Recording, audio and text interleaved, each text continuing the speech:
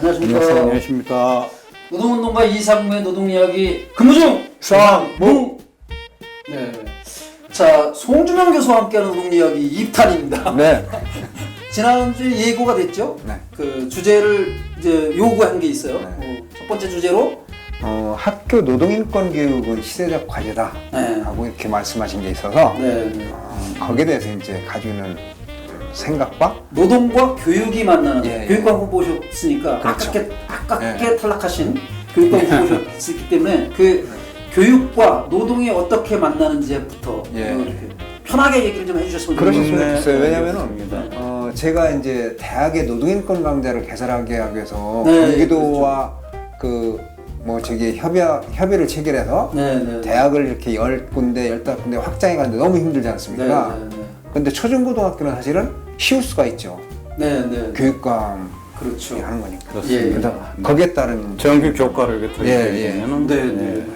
참 좋죠. 또 근데 필요한 시점입니다. 네. 지금 좀 말문을 좀 열어주셨는데 네. 제가 초중고등학교에서도 노동인권 교육이 절실하다. 네. 이 말씀을 드렸던 것은 지난번에 여기 9월이죠. 9월 달에 그 학교부터 노동운동. 네. 민주노총하고 민주노총하고 민주노총 중심으로 해서 굉장히 폭넓게 시민사회와 함께하는 네, 그랬어요. 그 시민단체가 있습니다. 네. 연대단체죠. 이 연대단체에서 한번 좀 폭넓은 토론회를 한번 하고 싶다. 네, 그래서 교수진 중에서 2명을 불렀는데 네. 한 분이 이제 스웨덴의 스톡홀름 대학에 노르웨이 오슬로 대학이죠. 박노자 교수님. 네, 박노자 교수를 부르고 네. 그리고 송주명 교수님. 네, 또 한 명 이제 저를 불렀습니다. 예. 그래서 그때 이제 말씀드린 내용의 이제 헤드라인이 기사에 그렇게 뽑힌 것 같습니다. 네. 제가 어쨌든 이 초중등 학교에서 노동교육이 진짜 절실하고 필요하다고 생각하는 이유는 첫 번째 출발점은요, 우리가 시민교육을 많이 얘기합니다. 근데 저는 어쨌든 기본적인 교육의 목표가 우리나라에서 주권자인 올바로 된 깨어있는 시민을 육성하는 것이 교육의 일반적인 목표라고 저는 생각합니다. 그래서 어쨌든 국영수든 뭐든지 간에 기본적인 목표가 이런 깨어있는 독립적 시민, 또 그리고 따뜻하게 연대할 수 있는 시민을 기르는 교육이 돼야 된다고 나는 믿는데 이 시민을 키워내는 교육에서 가장 기초가 되는 부분들이 바로 노동에 대한 이해다. 노동에 대한 이해다. 그러니까 이건 노동의 가치, 철학에 대한 이해도 대단히 중요한 거고 또 한편으로 모든 사람이 노동하는 사람이라는 이 인식을 가질 필요가 있다. 그래서 우리 학교에서는 가장 아직까지도 떨쳐지지 않는 문제가 뭐라고 생각하니까 노동하면은 먼저 하층계급이라고 생각을 해요. 굉장히 노동에 대한 폄하뿐만 아니라 노동에 대한 차별, 혐오 이런 부분이 존재해요. 근데 그렇게 해가지고는 기본적으로 인간의 본질이 노동인데 인간의 본질을 부정하는 거잖아요. 그래서 학교 현장에서 아이들이 이런 생각을 갖는 것 자체가 사실은 있어서는 안 된다는 존재 조건입니다. 그래서 노동에 대한 기본 가치를 존중하고 모두가 노동하는 사람이라는 인식을 갖고 또 한편으로 그 인식 위에서 나의 노동의 권리가 뭔지 아는 것들도 알아야 된다고 생각합니다. 일하는 사람이니까요. 그런 걸 알아야 되고 또 한편으로는 그런 만큼 노동하는 사람으로서 상대방의 나를 또 다른 난 거죠. 존중할 수 있는 이 기본 구조가 확실하게 나는 수립이 돼야 된다고 생각을 하고 정립이 돼 있어야지 그 위에서도 시민교육이 가능하다고 저는 믿습니다. 이게 출발점이고 그 현실적으로 좀 생각을 해보면은 몇 가지 또 변수들이 있어요. 적어도 우리 학교가 이 양극화 불평등으로부터 자유롭지 못하지 않습니까? 사회가 양극화되고 불평등이 심해지면 심해질수록 그것의 표현이 학교에 오는 아이들한테 그대로 드러나는 겁니다. 그래서 상당히 많은 애들 우리 사실은 학교 교육에 잘 제대로 적응을 못하는 것도 다 그런 이유가 조금 있는 거고요. 또 한편으로는 이 아이들이 학교 공부에 더 관심이 있다기보다는 빨리 끝내고 생활비보러 가야 되지 않습니까? 중학생부터 벌써 알바 전선에 아이들이 이제 여기저기 깎였습니다. 편의점도 그렇고 배달 라이더 쪽도 그렇고요. 그래서 근데 이 아이들이 자기들은 준비가 안 돼 있지만 노동인이 뭐니 모르지만은 어쨌든 먹고 살기 위해서 또는 먹고 사는 문제를 보조하기 위해서 삶 현장에 나가 있는데 네. 결과적으로 보면 아무런 보호 장치 없이 노동을 뛰고 있는 네, 거죠. 네. 그래서 자기들이 지켜야 될 최소한도의 대접이 무엇인지, 네. 그죠? 내가 나의 안전을 지키기 위해서 얘기할 수 있는 것이 어떤 것인지 네. 이런 것들이 전혀 무방비 상태로 애들이 지금 나오고 있습니다. 실제로 최근에 네. 뭐 실습 나간 고등학생이 하여간 죽었잖아요. 그렇지. 강제로. 그 부분은 또 이제 또 다른 문제입니다. 아, 네. 지금은 이제 거의 대다수의 중학생과 고등학생이 네. 사실은 경제적으로 조금 어렵거나 보통 이하로 가는 생활 수준이 말이죠. 네. 경제적인. 그런 아이들은 다 노동에 이렇게 노출될 수밖에 없는 것이고 네. 또 한편으로는 또 중요한 말씀하셨지만 네. 예, 요건도 특성하고 아이들 문제가 있습니다. 아, 예, 예. 네네. 그러니까 인문계고 아이들이 있고 특성화고 네. 아이들이 있잖아요. 직업계고라고 옛날에 네, 얘기했는데 네, 네. 이 아이들 같은 거는 반드시 의무적으로 현장 실습을 가도록 되어 있습니다. 아, 예, 예. 여기 이제 실습을 통해서 기술을 이렇게 익혀야 된다는 것도 있지만 네. 또 한편으로는 이 실습을 통해서 네. 취업하고도 연결되거든요. 아, 예, 예. 그렇죠. 그러니까 이 아이들한테는 여기 실습이 상당히 어떤 면에서 중요한 거예요. 예, 예. 그런데 문제는 특성화고의 현장 실습이 운영되는 실태를 보면 전혀 그렇지 못합니다. 아, 첫 번째, 네. 첫 번째 아이들이 뭐 실습 자기 뭐 전공한 거하고 상관없는데 그냥 나가는 거예요. 네, 그 문제가 그리고 기억이 있죠. 굉장히 영세한 기업이라든지 네, 네. 또 일정하게 규모가 된다고 하더라도 아이들을 전혀 보호해주지 않는 네. 상태로 여기 가는 겁니다. 그러니까 거기 진출이 거기 그런데 나가 있는 실습한 아이들은 실습하러 간 아이들은 첫 번째 스스로 노동권 뭐 거의 지켜지고 네. 있고요. 또 한편 안전에 대한 부분들도 거의 안 네. 지켜지고 있고요. 또 어떤 부분들은 인격적으로도 이렇게 네. 공격한 현장에서 말이죠. 네, 네. 그러니까 완전히 뭐 여러 가지 아무런 보호 장치가 없는 네. 명목으로는 교육을 위해서 간 건데 네, 네. 그런 상태에 이제 이렇게 예. 이렇게 놓여버리게 됩니다. 음. 그렇게 됐을 때 어쨌든 그런 상태에서 아이들이 극단적인 선택을 하는 경우도 있고 또 한편으로는 이렇게 사고로 네. 목숨을 잃는 경우도 있잖아요. 네, 네. 그러니까 그 꽃다운 나이에 얼마나 그러니까. 얼마나 억울하고 안타까운 네. 일입니까? 바로 이제 이런 부분들과 관련해서도 어떤 노동인 공격은 대단히 중요한 거죠. 예. 그런데 어쨌든 요번에 저희가 여기 좀 논평도 하나 냈습니다만은 네. 현장 실습이라는 요 제도 자체가 대단히 문제가 많아요. 네. 그렇죠. 그냥 문제가 막 아이들이 사고사도 발생하고 그러니까 거기에 대해서 교육부는 땜빵으로 이제는 이건 노동이 아니라 교육으로 가겠다고 하면서 교육이라는 말을 붙였지만은 네. 실제로 교육으로 가니까 이것이 이런 아이들 보면은 이게 학생으로도 대접받지 못하고 노동자로도 대접받지 못하고 이제 사각에 빠져버리는 경우도 네. 많습니다. 네, 네. 그래서 이제 이런 현실이 굉장히 문제가 많아서 네. 학부모 단체라든지 교원 단체들 중에서 많은 데는 현장 실습 폐지해란 말이죠. 뭐 이렇게 나오는. 요번에 이런 식으로 비판을 많이 받았어요. 근데 네, 네. 저희들은 그런 취지도 충분히 이해를 하겠지만 네. 그러나 폐지가 꼭 능사냐는 그런 생각을 합니다. 네, 그러니까 네. 이건 학생들의 요구가 또 있기 때문이거든요. 그렇죠. 그렇다고 한다면 노동권과 교육권이 잘 보장된 형태로 예, 예. 보장된 형태로 현장 실습이 잘 짜여져야 된다. 좀 저는 우리는 좀 이런 식으로 봐서 네. 이번 메시지를 좀 그렇게 발표했던 것입니다. 이게 두 번째 포인트는 뭐고요? 특성화고 아이들의 네, 네. 노동권. 현실적으로 이 친구들은 이제 노동하고 바로 결합이 돼 있으니까. 예. 그리고 네네 세 번째 포인트가 또 있습니다. 이건 이제 학생들에 대한 교육이고요. 아, 예, 예, 예. 네. 그래서 이 학생들에 대한 교육뿐만 아니라 세 번째 포인트는 뭐냐? 이미 학교라는 현장이 이제는 노동 현장입니다. 학교가 노동 현장. 그렇습니다. 네. 지금 보통 학교가 뭐냐 그러면은 교육기관이죠. 교육기관이고 교육 현장이고 교육 현장 그러면 떠오르시는 곳은 아마 수업하는 환경, 네, 네, 네. 교실만 떠오를 겁니다. 네. 그러나 사실은 요즘의 학교는 네. 저희 이제 뭐 굉장히 중요한 주장 중에 한 가지입니다. 요즘의 학교는 아까 사회적 불평등 말씀드렸지 않습니까? 네, 네. 불평등이 심화되면 심화될수록 학교가 해줘야 되는 기능들은 더불어 늘어납니다. 학교가 올바른 교육 기능을 네. 수행해주고 네. 이 교육 기능 자체를 몇 단계 더 업그레이드 해주려면은 이것을 네. 감싸는 생태계가 예. 학교 안에서 만들어줘야 됩니다. 네. 바로 이제 그것 중에 가장 단편적인 게 우리 2009년도에 뭐 교육감도 있었던 김상국 교육감이 네. 테이프를 끊었던 무상급식이고요. 네, 네. 그죠? 네. 그 다음에 선생님들이 학업에 열중하도록 도와주기 위해서 네. 행정실무 인력들을 학교에 네. 집중적으로 네.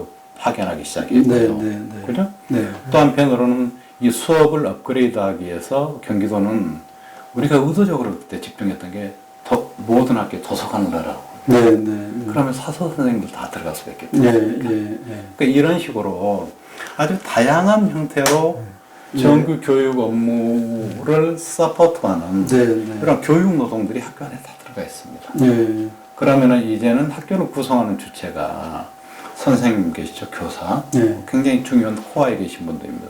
학생 있죠. 네. 또 그런데 이 교사뿐만 아니라 네. 요건데 행정실에 있는 행정실에 공무원 직원 계시죠. 네, 네. 그분들뿐만 아니라 일반적으로 우리가 학교 비정규직 또는 공무직 이라고 얘기하면 공무직. 이렇게 교육 교육 노동을 공무직. 담당하는 예, 노동. 이분도 계십니다. 네, 네.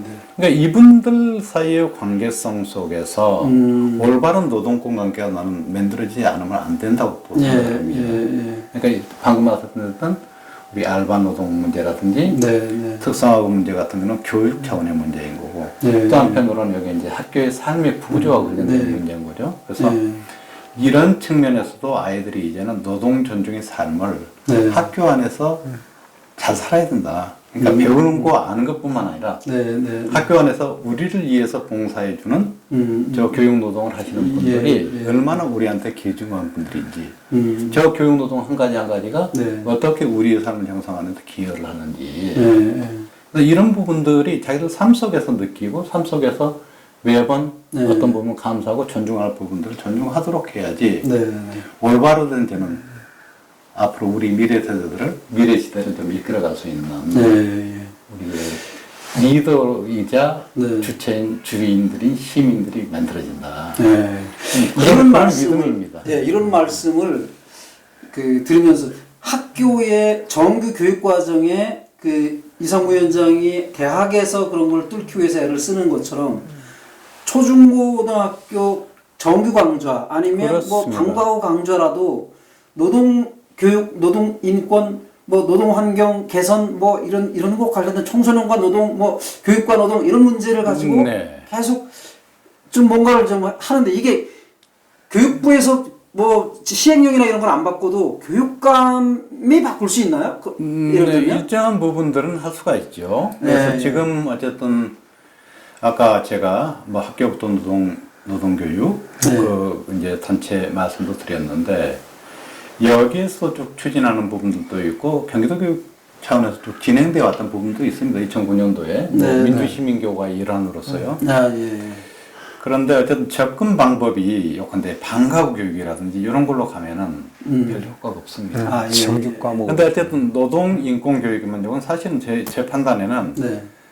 국영수 중기 과목 노동 인권 교육은 위의 과목이 아니라 예외 과목이 아니라 네, 네, 네. 저는 노동 인권 교육에 굉장히 중요한 핵심적인 코어 과목이어야 된다고 생각을 합니다. 예, 예, 예. 그렇게 해서 요컨대 저건 시험에 안 나오니까 애들 공부 안 해도 돼. 예, 예. 이런 그냥 생색내기가 아니라 네, 네. 지금 보니까 아까 특성화고에도 거의 2시간 정도의 학년별 2시간 정도. 그것도 3학년한테만 2시간 정도고 그 다음에 서울에서는 조금 노력을 해서 전체 고등학교 네. 특성화고 학년들한테 2시간씩 가르치겠다. 이 정도밖에 안 되거든요. 네. 근데 여기 가지고는 사실은 별로 교육 효과가 없어요. 그렇죠. 그래서 정규 제 말씀 뭐냐니까 정규 교육 과정에 하나의 교과로 들어갔으면 좋겠다. 이게 네. 첫 번째입니다. 그래서 노동인권 교육이라는 이름으로 들어가면 제일 좋겠지만, 네. 그런데 이렇게 하면은 여기에 정규 선택 과목들이 너무 많아서, 아, 예. 그래서 제가 지금 좀 고민하는 것은 과목을 만드는데 아까 제가 말씀드렸잖아요. 시민교육의 기본은 노동인권이다. 그 말씀 드렸지 않습니까? 네, 네, 네. 그러면 시민교육과 노동인권을 통합하는 것. 그러니까 시민교육 또 한편 최근에 보면 기후위기 문제도 네. 급하잖아요. 예, 예. 그러면 시민, 생태, 노동인권을 하나로 융합하는 네. 그죠? 요건데 기존에 어쨌든 사회 과목을 네. 하나 통합적으로 대체하는 예, 예. 이 어쨌든 통합 시민 노동 교육과라고 할까요? 이런 부분들 해서 네, 네. 얘들이 선택할 수 있는 폭을 완전히 넓혀줘야 된다고 생각하고요. 네. 이 부분은 나는 예를 들면 수능하고 연계되면 수능에도 나는 시험 봐야 된다고 생각합니다. 네, 네. 볼 수 있다고 한다면 네, 네, 네. 이 정도까지 나는 가야 된다고 보고 네. 또 한 가지는 또 더 나가서 중요한 부분들은 국가교육과정이라는 게 있지 않습니까? 예, 예. 우리나라 초등등 교육은 초등학교도 유치원도 포함되지만 유치원은 약간 예외적이지만은 고등학교까지는 근데 국가가 교육과정을 아주 조밀하게 짜놨습니다. 네, 근데 여기 사실은 나는 네. 조금 지금 시대하고는 좀 안 맞는다고 보는데 저는 네. 조밀하게 짜놓고 여기에 따라서 교과서도 다 만들고 교과서 진도까지 사실은 맞추도록 되어 있거든요. 예. 근데 그만큼 국가교육 과정이라는 것은 학교에서 가르치는 선생님들한테는 법보다 더한 거예요. 그래서 중요한 것은 이 국가교육 과정의 총론, 노동의 가치, 노동인권교육의 중요성, 네, 그죠? 네. 그래서 그 노동인권교육의 방향성이다 이런 부분들이 반영이 돼야 된다고 생각합니다. 네, 네. 총론에 반영이 되고 총론에 반영이 되면은 이걸 기초로 해서 교과서 같은 걸 만들기 때문에 국영수 교과서라든지 나머지 사회, 그죠? 사탐과 뭐 이런 교과서를 만들 때에도 노동 존중에 대한 기본적인 철학이 쫙 반영될 수밖에 없습니다.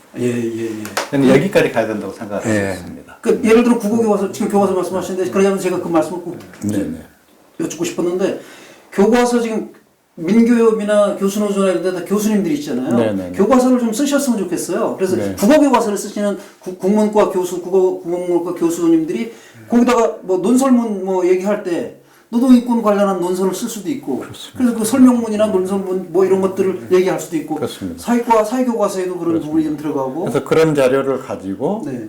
저는 아까 치면 그 시민 노동인권, 시민 생태 노동인권 이 교과서를 만든다고 하면은 이 교과서를 가지고 우리 사회과 교과를 가르치듯이 지식을 외우는 것이 아니라 지식도 중요하죠.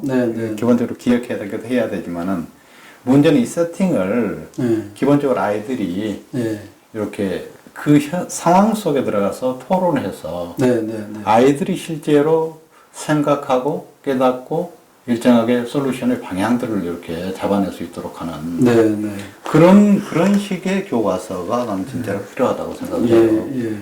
그래서 아이들한테 이건 이거야 외우고 이거야 아니라 이러이런 이슈에 대해서 이러이런 상황들이 있고 그죠? 이러이런 의견들이 있는데 이런 상황들을 어떻게 해결할 건지 이런 식으로 좀 어프로치하는 그 이제 노동인권이라고 이렇게 노동인권 교육이라고 하는 거는 이 교육의 중요성은 우리는 그 교육을 저도 받았지만 뭘 해야 된다라고 하는 의무나 이런 걸 집중적으로 받았지 내 권리가 뭐가 있어라고는 받지 않았다는 거예요.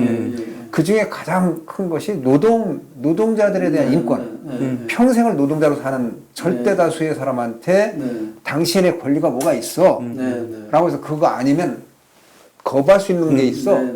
이런 걸 단 한 번도 가르치질 않았다는 거예요. 안 하고 있고 또 법으로는 노동상권이 헌법에 있다고 얘기를 하지만 실질적으로 노동조합을 만들어서 그걸 들여다보면은 죄악시했고 그래서 이 노동인권을 교육한다는 것은 초등학교부터 교육한다는 것은 전체 사회가 민주화될 수 있는 과정이다. 그렇습니다. 자기의 권리를 주장하면은 타인의 권리를 보호해줄 수 있는 이런 것이 되기 맞습니다. 때문에 올바른 민주주의가 정착되면 거기서부터 시작하지 않는 말이에요. 그래서 어떤 경로를 통해서라도 실제 그 학교에서 노동인권이 교육될 수 있도록 하는 맞습니다. 그런 역할들을 그러니까 지금처럼 그 수학 문제 하나 떠올랐어요. 그 내년도 최저임금이 얼마다. 그 일주일에 몇 시간 노동하면 뭐 얼마를 받을 수 있는지 계산하시오. 그러니까 뭐 이런 거. 그런 게 굉장히 좋은 사례가 되는 거죠. 그 정말 그러네요. 그러니까 우리 삶인 거죠, 그게. 그래서 노동인권 교육, 시민교육도 마찬가지고 상태교육도 마찬가지로 보는데요. 한 가지는 아는 것도 중요하다. 과학적으로 지식을 획득하고, 그죠? 그 속에서 우리가 뭘 할 건지 하는 방향을 이렇게 정확하게 아는 것도 중요한데, 동시에 네. 이 노동인권 교육의 핵심은 뭐냐? 노동인권의 삶을 실제로 살아봐야 된다는 거예요. 네. 그래서 아까 전에 그 학교 현장과 그 학교 현장 속에서 노동생태를 네. 그 말씀을 드렸던 거고. 네. 네. 그렇습니다. 그래서 삶으로서의 노동인권 교육과 네. 배움으로서의 노동인권 교육, 이 두 개가 정확하게 이렇게 네. 결합되어서 나갈 수 있도록 설계가 네. 돼야 될 거다. 아, 좀 그런 생각입니다. 아니 교수님도 꼭 교과서 좀 꼭 좀 쓰시고요. 네, 노력하겠습니다. 아, 지필도 많이 했죠. 네, 네, 네. 저서도 많고. 나중에 그 다음 시간에는 그러면 교수님 이제 그 책 소개 좀 한번 일단 해주시고 아, 예. 또 다른 주제로 다음 주제는 이제 너무 길어지면 또 그러니까 네. 핵심적인 중요한 네. 그 교육인 다음에는 어째 네. 민주주의 학교라는 걸 계속 말씀하시고 해서 네네 그 주제를 좀 한번 부탁드리고 부탁드립니다. 네. 네. 네. 네. 자 오늘도 또 한번 그 이상무 노동 이야기가 아니라 송지명의 노동 이야기로 진행을 했습니다. 죄송합니다. 자 시청해주신 여러분께 감사드리고요. 구독과 좋아요는 여러분의 사랑입니다. 부탁합니다. 부탁합니다. 네 고맙습니다. 고맙습니다.